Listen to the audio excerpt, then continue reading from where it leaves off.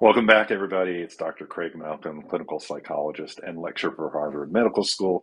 I'm also the author of Rethinking Narcissism, which is devoted to helping you understand and cope with narcissism in all its forms in all your relationships. If you like my videos, please remember to subscribe by turning the notification bell on and give them a thumbs up and comment so that I can build on the conversation and do more videos like this. This, for example, is a follow-up to a video I did on the overlap between narcissism, psychopathy, and borderline personalities.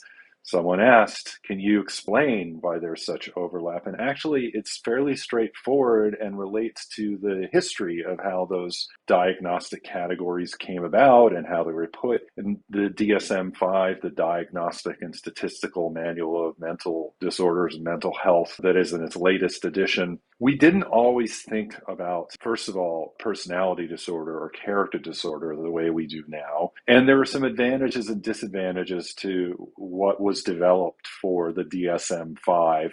And before that, going all the way back to the first DSM. And really, narcissistic personality disorder first made its appearance in the DSM in 1980. And there's been some changes, but it's more or less been the same since. Things like borderline personality disorder were understood in very different ways. And there's some really helpful aspects to the way character versus character disorder used to be understood. So let's get into it. For one thing, borderline was not a personality disorder. Borderline, and I think I hinted at this in the first video, was a level of organization, a way that personality is put together. That is, the understanding was that we could have character and we could have character disorder. And a lot of us in the field still think this way, particularly trying to work with some of the disadvantages or limitations of the current diagnostic system. But the way it was understood is that you can have people who function in a certain character structure, and they may or may not be disordered. So, for example, as I mentioned, narcissistic character was organized around maintaining and regulating self-esteem. There's lots of ways that we can have a primary preoccupation that kind of organizes our character. One of them was to regulate self-esteem. I think more accurately, it's about maintaining self-enhancement concerns. You've heard me talk about self-enhancement. That is that ability to kind of maintain a view of self as special, exceptional, or unique. That is what self-enhancement is. And that is what narcissistic character is primarily organized around. And then you could have levels of organization or development. That is, what kind of coping mechanisms, conscious and unconscious, does this person with this character have? And that's where this term borderline came in, because the understanding is we could have people who function neurotically, they had conflicts, they struggled, but they were mostly in touch with reality. And then we could have psychotic level of organization where the person actually has to distort reality wholesale, ignore it, maybe even have hallucinations and delusions in order to cope in a way where they can maintain their stance in relationships and life organized around whatever their central preoccupation is, like self-enhancement. And then there was borderline. Borderline organization originally came from, going back to Freud, looking at problems that people have and where they struggled in ways where sometimes they seemed neurotic and sometimes they seemed psychotic. Sometimes they seemed in touch with reality and sometimes they seemed completely out of touch, and it kind of came and went, and they were considered to be on the borderline of those conditions where there was a lot of distortion going on. You notice this is not the same at all as our current understanding of borderline personality disorder.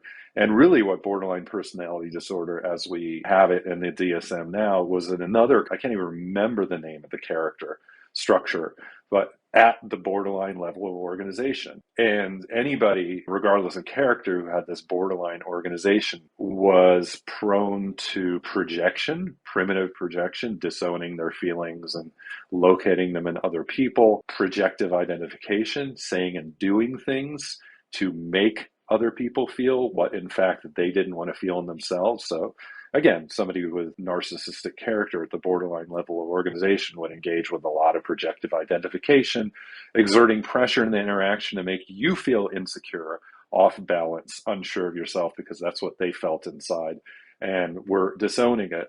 So what we have really with narcissistic personality disorder is narcissistic character really tending towards borderline organization. We have antisocial personality disorder, psychopathy, right? That's the core of antisocial personality disorder, tending towards borderline organization. And then we have this other character organization tending towards borderline organization, which is the one that we have now in the DSM. That is why there's so much overlap in these categories, because they retained that understanding. There will be distortion of a certain level, that there will be at times a distortion in interaction that doesn't quite conform to reality, doesn't quite match what's called reality testing in our field. And that it's true of all of those variations, even though there's a whole range of possibility of how those different character presentations might look. They are all pretty much at the level of borderline organization in the DSM-4. And really, whatever we used to think of as borderline personality disorder, as I recall, it was always organized in some way around early traumatic experience and a conflict between feeling safe being close and feeling safe being further away, and sort of stuck between the two of those. But now we have this cluster B, as it's called, of personality disorders, which really are conflating, mixing together, confusing character type and character level of organization. That is why there's so much overlap in the research, because they were created in a way that caused a lot of overlap. So I hope that's been helpful in answering the question. If you like the video, again, please give it a thumbs up and come back for more.